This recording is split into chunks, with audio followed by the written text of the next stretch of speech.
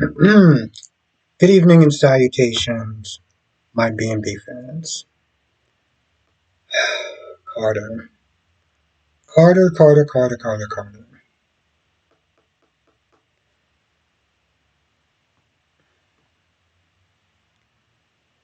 Okay, so after Carter leaves, Hope and the quote unquote sexy saxophone music that they constantly play every time those two kiss, he goes and he tries to get through Reg and Steffi one more time.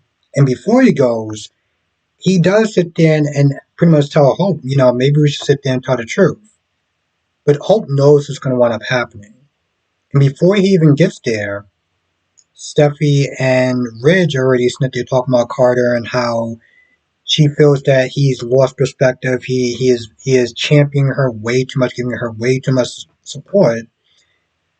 And when he gets there, he starts with his "You need to reinstate Steph. I mean, you need to reinstate Hope" in her line, and brings back up the same conversation about how they need to expand that Steffi, Ridge, and Eric already told him no. It just one, it confirmed what Steffi was talking about as far as him losing perspective, um, and his ability to sit there and make right decisions for the company. And two, exactly what Brooke was there saying. When Brooke got to the house, and Hope was like, "Hey, listen, I think he's going to be the person that's going to be able to change their minds." Brooke was like, "If he pushes too hard, it's not going to go in his favor." And Riz at this point has had enough. Riz brings up the whole taxes thing that he was supposed to sit there and try to fix.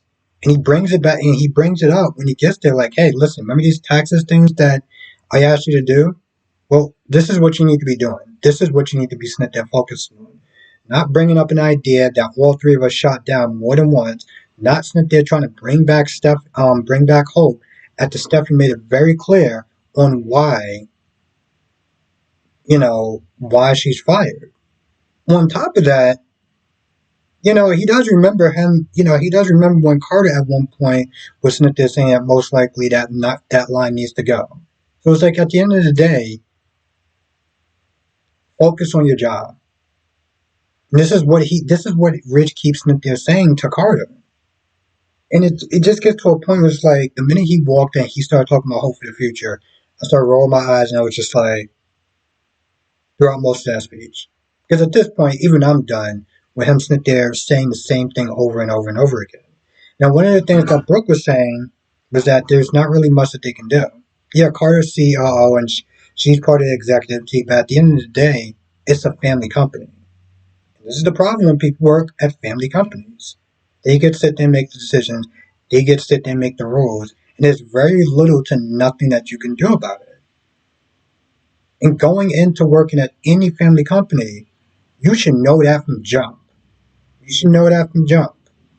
Yeah, I've seen the comments, even as far as when I sit there and say what Hope did was inappropriate. And people constantly bring up, well, Stephanie sits there and kiss Finn. Okay, well, Steffi is co-owner of the company. So Steffi, Ridge, Eric with his honey and everything like that with Donna can practically do damn near whatever they want because they run the company. That's just it is what it is. Carter does sit there and try to make it seem like, hey, listen, I'm going to talk to them first. And he makes it seem like I'm going with option A. And if option A doesn't work, then he'll do something else. And when he comes back and he has to sit there and tell Brooke and Brooke and Hope, that he tried once again and he was not going to sit there and listen, um, they weren't really that surprised. They start kissing and everything, but I'm just wondering, what is his option B? What is he going to do? I know people are sitting there coming up with a bunch of theories and everything, and gotten certain spoilers from certain channels that will just sit there and clickbait you. But honestly, what is he actually going to do? Since this is not going to work, what is his option B? Now, one of the things he did sit there and say, and I did think it was pretty interesting, that he wanted to sit there and expand the company beyond fashion. Beyond fashion, he was like, "Hey, listen, something happens to you, Zendaya and RJ isn't ready, and Thomas can't replace you." I don't know if that's exactly true or not because people were raving when he was sitting there doing his, when he was sitting there designing for Hope. When he stopped, things kind of went a little downhill. Now, even Eric the Great Forrester couldn't sit there and save Hope's line. So I don't know why is he really underestimating Thomas that much. But the point is, he did make a value. He did make a valid point. Now, again, at the end of the day, it's still up to the family to decide if we want to sit there and do this or not. But he made some good points. And it doesn't matter because, like Stephanie said, hey, listen, Hope's not coming back, and we don't trust your ability to sit there and do the right thing for the company. So just to kind of just to kind of shortcut it, that's pretty much where it's at.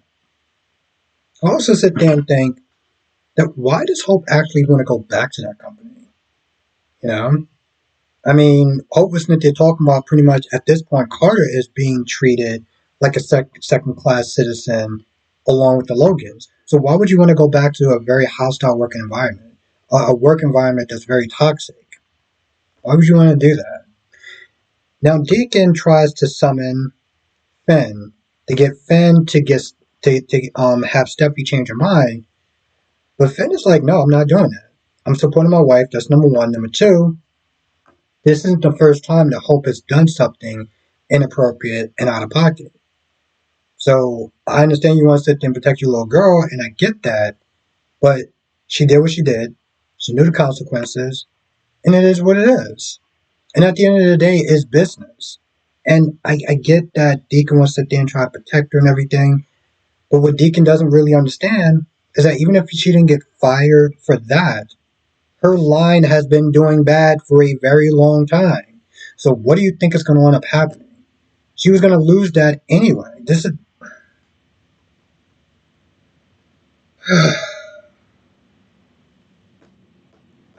I don't get it. I understand that everyone has their own opinions about the show and specifically with Hope and if they would have given her more support, they would have sit there and boosted it. They would have tried to put her with the bedroom line. I'm like, it was failing.